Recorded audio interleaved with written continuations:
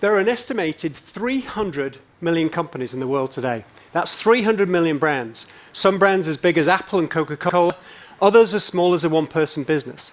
With so many brands in the world, it's getting harder to create and find a unique name. So how do you create a great brand name? How can you play and win the name game? You start with 3 steps. First, select what type of name you want. There are 7 different categories of names, and pretty much every brand in the world falls within one of these 7 categories. Eponymous names like Disney and Burberry work by embodying the vision and beliefs of their founders. These names are okay if you're feeling lazy or just have a big ego. Adidas is more unique. It's derived from Adi Dassler, the company's founder. And Tesla wasn't created by Nikola Tesla. He died in 1943, but the name is an homage to Tesla's electrical engineering achievements.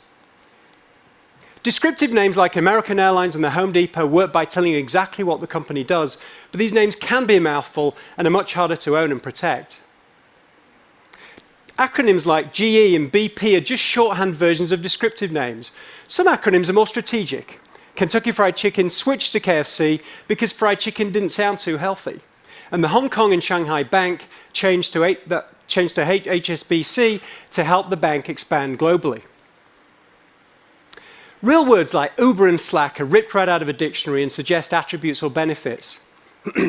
Uber literally means an outstanding example, so it works well for a company with big, broad, bold ambitions beyond ride-hailing. Now, real words might seem like good ideas, but in a world of 300 million companies, it's getting harder to find a name. It's hard to find any real words left in a dictionary. Composite names like Facebook and Ray-Ban are created by gluing 2 words together. These names have a kind of 1-2 punch and can be really memorable. Because it's so hard to find real words, companies like Kleenex and Pinterest have invented names by changing, adding, or removing letters for impact. Now, invented names can be highly unique, but if you're not careful, they can start to sound like pharmaceutical drugs, or worse, the name of a sofa from IKEA. Associative names work by reflecting imagery and meaning back to the brand. The Amazon in South America is the world's largest river, therefore the Earth's biggest selection of books, clothes, content, and so on. Sirius is the brightest star, therefore the radio channels where you can hear the brightest stars of music and entertainment. And Red Bull associates to a drink with bull-like qualities such as power and confidence. Some brands are derived from non-English languages, like Samsung, which means 3 stars in Korean. Lego means play well in Danish. Zappos comes from the Spanish word zapatos, for shoes. And hulu comes, I bet you didn't know that hulu actually comes from a Chinese proverb. A hulu is a bowl used to store precious things. Finally, the 7th type is abstract names. Names like Rolex and Kodak. These names have no intrinsic meaning, but instead rely on the power of phonetics to create really powerful brand names. Okay, so once you've decided what type of name you want, you need to decide what you want the name to say. And look, of course, it's tempting to create names that talk about who created them, or what you do, or where you operate. But the best brand names don't describe. They stand for a big idea, ones that translates into emotional appeal. Nike is about winning. GoPro is about heroism. Apple is about simplicity and usability. And Google comes from the math term. That's a 1 with 100 zeros after it. So that really big number helps support the company's really big original vision to organize the world's information. So as you think about your new brand, think carefully and ask yourself, what's your big idea? The 3rd step is to check the name isn't already taken.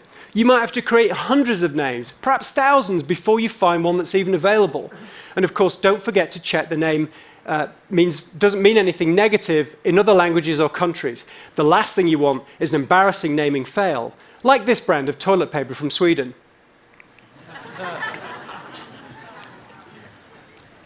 Finally, a few words about Alphabet. The parent company of Google and now one of the world's most valuable companies. Much has been said and written about the business strategy, but I'll say a few words about the name. Is Alphabet a great name? You bet. First of all, the name is an idea. As we all know, an alphabet is a set of letters that forms the basis of all language and communication. Second, the name provides a playful link back to the companies underneath. G for Google, C for Calico, N for Nest, X, and so on. Third, the name encourages Wall Street investors. Buy this stock and you're making an alpha bet, one that will outperform others. And last of all, the name is a real dictionary word, which is a rare find these days. Now, there was only one issue with Alphabet. Car company BMW owned the URL alphabet.com. But here's the thing. Owning the .com doesn't matter as much these days, now that we find stuff through Google search and we connect with brands through social media and smartphone apps. So Alphabet, the company, forgot about alphabet.com and instead found a shorter and more unique web address, abc.xyz. Thank you.